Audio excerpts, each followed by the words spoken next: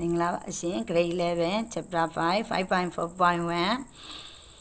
adaptation လာရောက်ညီထွေစွာပြုမှုနေထိုင်ခြင်း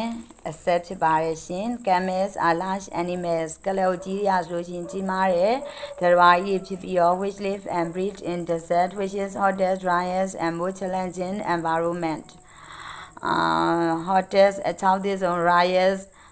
hottest အပူဆုံး driest အချောက်သေးဆုံးနဲ့ more challenging environment စိန်ခေါ်မှုအများဆုံးပတ်ဝန်းကျင်ဖြစ်တဲ့ desert လို့ခေါ်တဲ့သဲကန့်နေရာထဲမှာဆိုလို့ရှိရင်မျိုးပွားဖို့နဲ့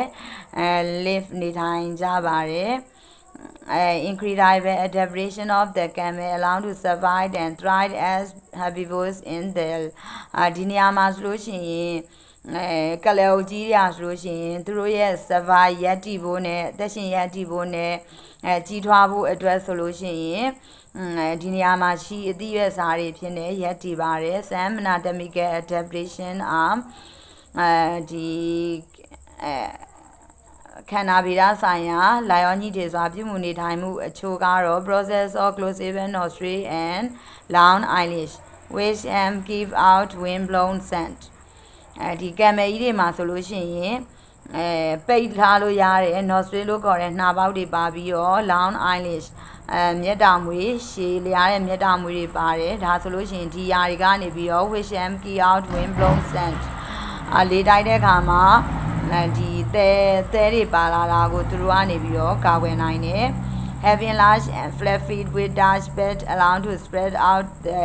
weight of the camel at its board over sand and also prevent heat damage ဒီကံမဲကြီးတွေမှာဆိုလို့ရှိရင်ကြီးမားပြီးတော့ပြားတဲ့ခြီထောက်ခြီပြေခြီပွားခြီထောက်ကြီးတွေရှိတယ်အဲ့မှာဆိုလို့ရှိရင် tapes လို့ခေါ်တဲ့မာကျောတဲ့တက်မာပြားကြီးတွေလည်းရှိတယ်သူတို့ကဆိုလို့ရှိရင်ဒီခန္ဓာကိုယ်ကံမဲရဲ့ခန္ဓာကိုယ်လေးချိန်ကိုပြန်ကားသွားအောင်လို့ခွင့်ပြုပေးပြီးတော့ကံမဲကြီးလမ်းလျှောက်တဲ့အခါမှာပူပြင်းတဲ့သဲပြင်ကိုထိတဲ့အခါမှာ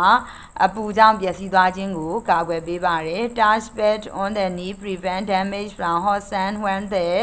camel rests ဒီမာကျောတဲ့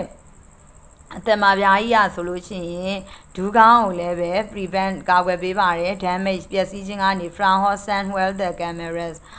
ဒီကလောကြီးနာတဲ့အခါမှာဒီ hot sun လို့ခေါ်တဲ့သဲဘူးမှာ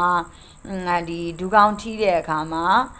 မပူဖို့ပျက်စီးမသွားဖို့အတွက်လည်းပဲဒီဘယ်လိုပြောမလဲအသက်မှာပြားကြီးရနေပြီးတော့ကာကွယ်ပေးပါတယ် thank you ကျေးဇူးတင်ပါတယ်ရှင်